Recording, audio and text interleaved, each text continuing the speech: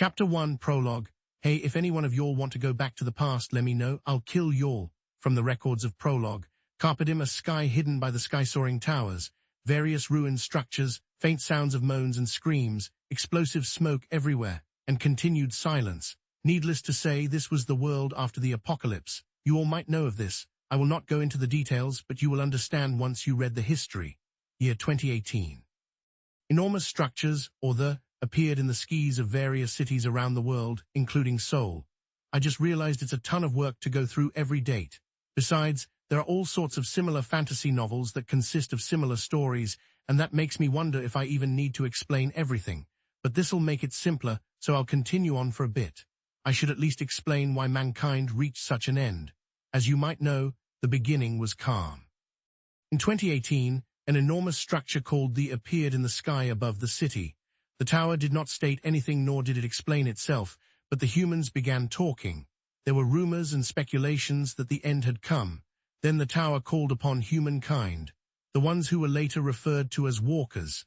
These people were summoned by the tower's message, and they had earned the power and right to climb it.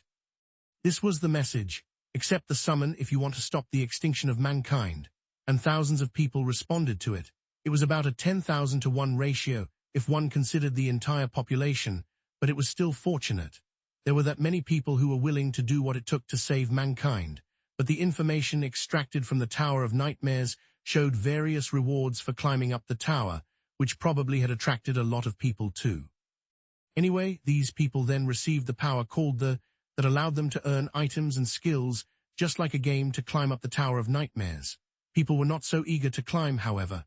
There was the possibility of encountering various dangers, and the human extinction that the tower mentioned was also very vague. That was when the first tower impact occurred. The tower let some monsters loose to kill the inhabitants below, killing 1/3 of the Earth's population. Now you might know what happened afterward. Those walkers were given an important task to climb up the tower for the sake of humanity, but this story full of clichés does not end here. Year 2023, a revival item, returning stone, was found.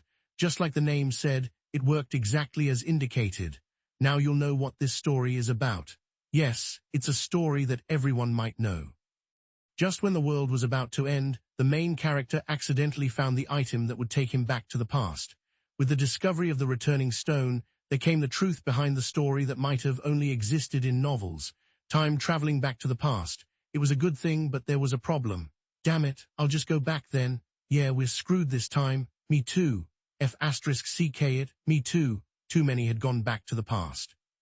Yiwen spoke as he saw a group of people turning into light as they disappeared. There they go again. Is that the last of them? Probably, Yunwen answered as he watched them. They were watching those lights disappearing from the 98th floor of the tower. Those lights that disappeared through the sky were as beautiful as meteors. The light that had hope on the new life of the past. They would now forget every hour they spent in this ruin and start life anew in the peaceful past. The safe, peaceful life that everyone once knew. Good. No way. Yiwen understood why people would want to go back to the past. They all probably had their own stories. Everyone would have wanted to become the main character of the world, but it made Yiwen wonder, did they even think about it once? The fate of people who would continue to live in the world that they had abandoned. It had been 10 years since the discovery of the returning stone. Other than the walkers who were killed, all the remaining walkers went back. Thousands of them gave up on the chance to save mankind and return to the past. Everyone began thinking about what to do if they returned to the past. There were some who thought it'd be better to go back faster, while others thought it was better to try getting to the higher floors beforehand. There were some who even took advantage of the stones and sold it to the walkers on the lower floors. Then, the second tower impact occurred. It was the disaster that unleashed terrible monsters from the towers to the ground.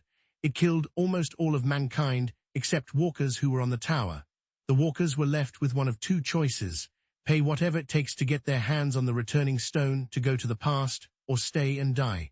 But Yiwen chose neither of the options. Damn idiots. Stop going. What will become of this world if you all go? Even with the best frontline teams dismantled, Yiwen and a few of his friends proceeded further to higher floors. Then they were stuck on the 85th floor. Most of Yiwen's friends were killed. There was no going forward. Yiwen began persuading and training other walkers coming from below. He handpicked individuals who might not be tempted by the returning stone. The final assault team was created, the final team that stayed behind to protect the world. Yiwen led the team and broke through the 85th floor. They went up and up. There were some casualties and some went back to the past, but they persevered, and so they reached the 98th floor. Yiwen blamed the walkers who returned to the past. If even half of them stayed, the world would not have ended this way. Even after multiple tower impacts, mankind persevered. Many were dead and wounded, but they still somehow managed. But they were at the limit. Only 2 members remained. Yiwen did not give up. Let's go, Yunwen. As far as he knew, the 100th floor was the tower's last floor. There were only 2 more floors until the end of this hellish age. The humankind would be freed. The world would be given another chance. Or that's what Yiwen thought, or what he believed. Yunwen, no answer. Hey, one of the final members. Smile Knight Kim Yunwen. He smiled even during the worst times, and thus the members gave him such a name. But he wasn't smiling now. Wait, where did he get the stone? Yiwen glanced at the small stone that Yunwen was holding. Are you going to the past also? He couldn't believe it. Yunwen lowered his head and Yiwen tried to jump at him, but he suddenly turned his back on him. Go, I'm sorry, Yiwen. Go away, before I change my mind. Yiwen walked toward the gate to the 99th floor while Yunwen watched his back. It had been the back that he followed all the way here. The gate opened and Yiwen walked in. As he disappeared, Yunwen staggered and set himself up against the pillar of the tower. His breath began to grow heavy as blood streaked down between his clothes. There was a small hole around Yunwen's chest. It was the wound from the boss monster, Giltikas. It wasn't something that a mere potion could heal. Only a rare-ranked priest would be able to heal it, but there were no more priests left in this world. His best friend would have noticed the stone he was holding wasn't a returning stone immediately. Yunwen tightly held onto the stone. He felt the cold, rough edges. It was something he could only feel in this world. He had learned this from Yiwen. He had learned how to clutch this rough, worthless life and never let it go. But it was time to let it go. Yunwen walked to the edge of the tower and stood there. It was nice to have known you, Yiwen. Then his body disappeared off to the clouds, and Yiwen stopped as he opened the gate to the 99th floor. He used his right hand to wipe off his face. He waited until he stopped shivering and started to calmly breathe again. But he did not look back. He walked up toward 99th floor alone. His world was not yet finished.